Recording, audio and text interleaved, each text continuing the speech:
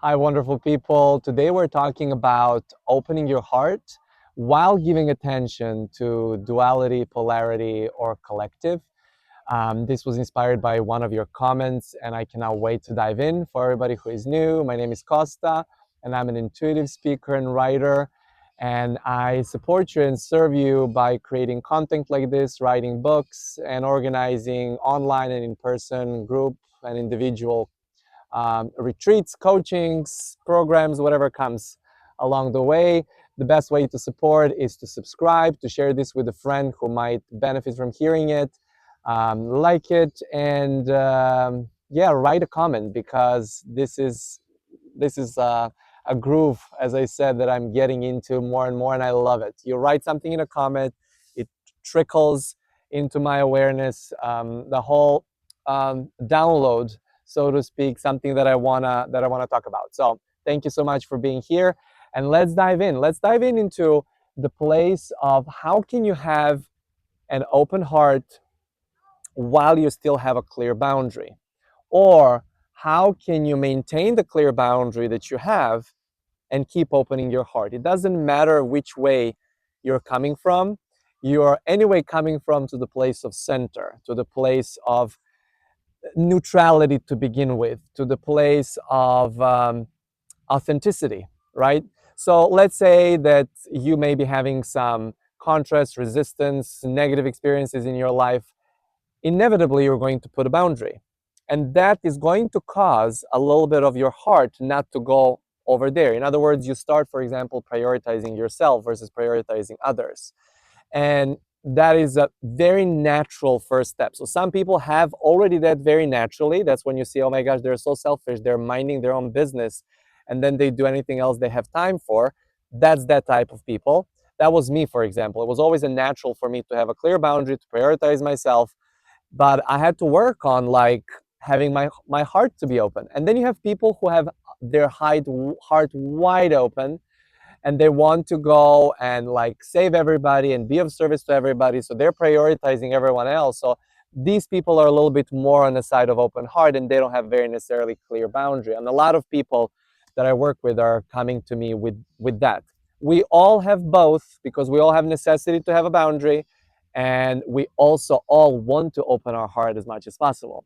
So in this sense, we're all in this together, and you could recognize yourself just probably by listening to this. Where are you at? Are you more on this side or on that side? But regardless of that, to really be in center and to really be living authentically and to really be of service to others is to have a clear boundary that's always changing, by the way, and to keep working on opening your heart, meaning including it into your reality.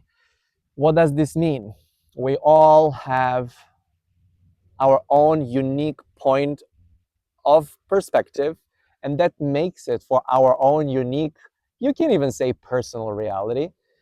And so we usually, when we are like on this path of awakening, enlightenment, call it whichever you want, opening ourselves up, that's what we learn first, is how to mind our own business and how to, center ourselves first so we can be of service to others.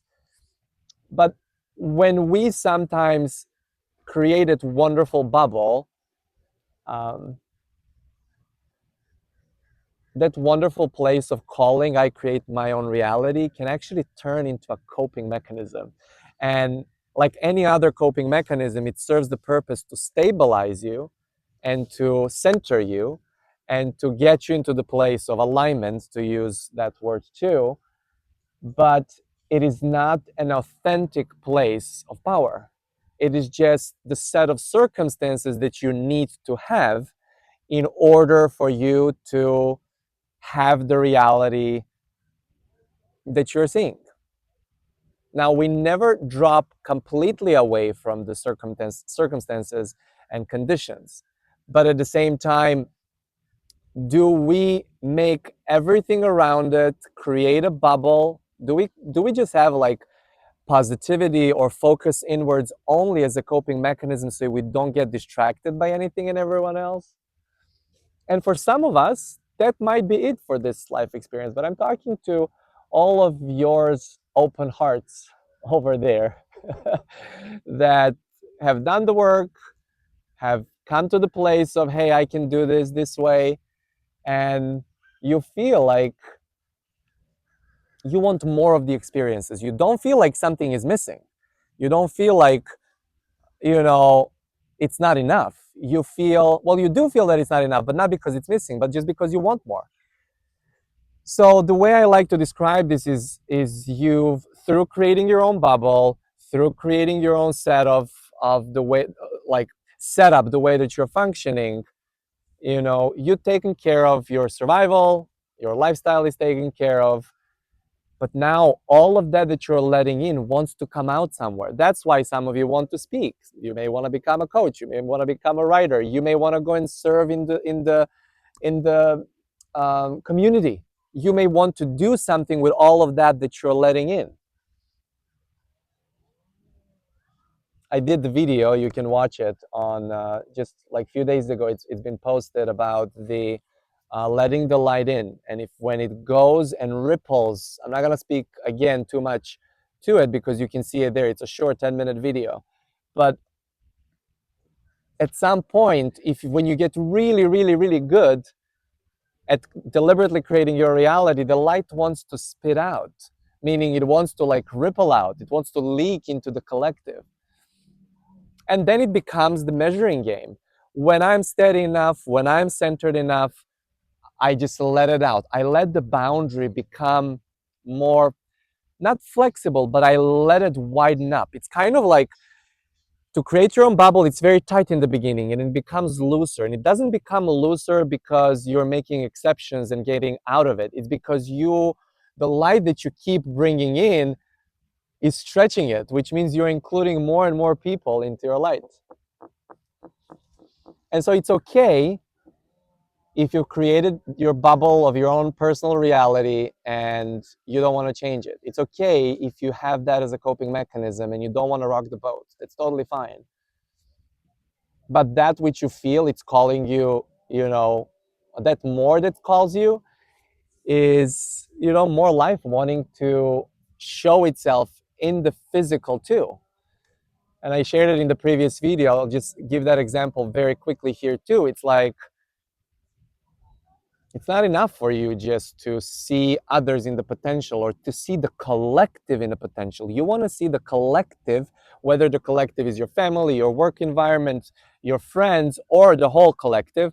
You want to see it also in manifestation thriving, not just in a non-physical, in the words of Abraham Hicks, vortex version, energetically thriving. And you're like, well, we are all thriving in oneness and you just have to wake up to it. And I already did my thing and I do not, in my reality, it's like, well, no, in your reality, in a collective, there is still war and there is still poverty and there's still all these other things.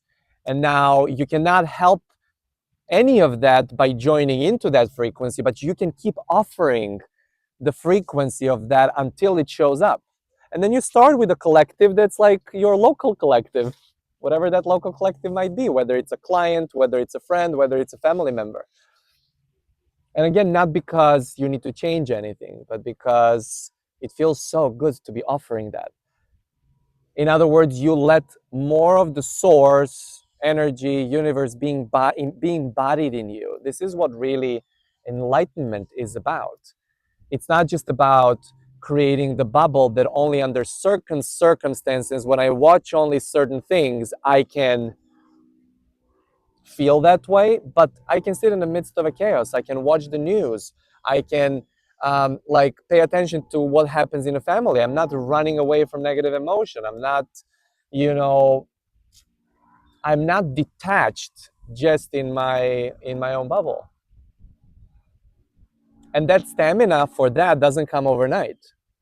From my personal experience, you know, I at one point realized I will never be able to keep the amount of energy that keeps coming through, whether I was channeling a lot when my channel got wide open, whether it's through like work, I will never find the satisfaction in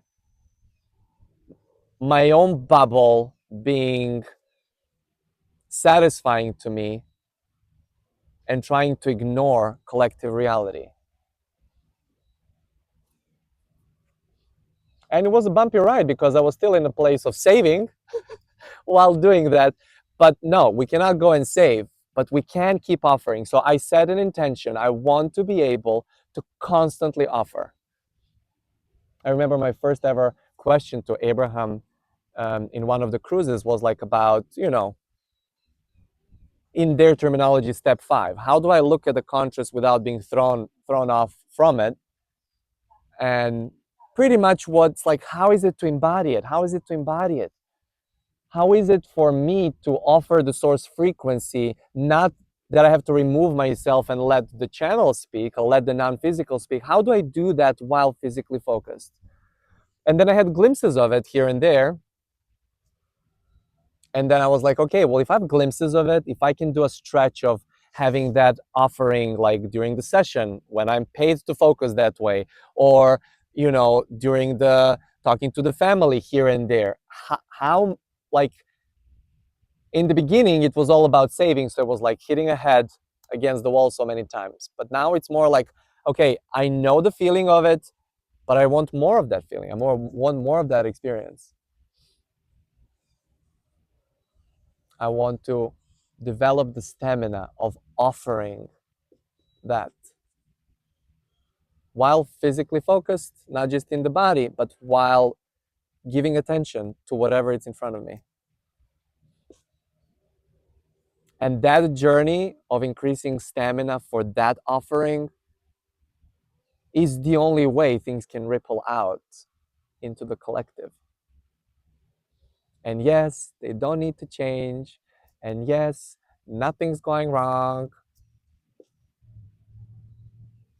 It doesn't have to. It's not a necessity for change, but I want it to change.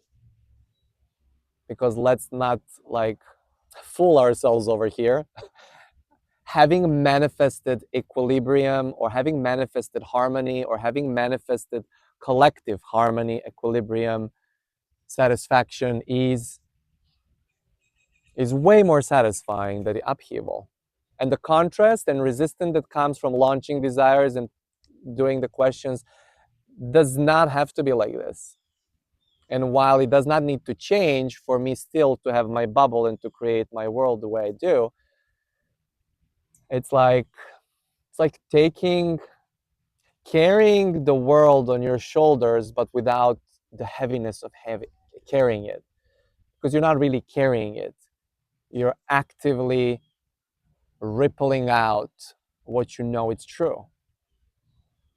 And you get stubborn enough in your offering until it becomes a physical manifestation. So you can play with this a little bit. Start with something easy that you would want to show in a collective, to manifest in a collective.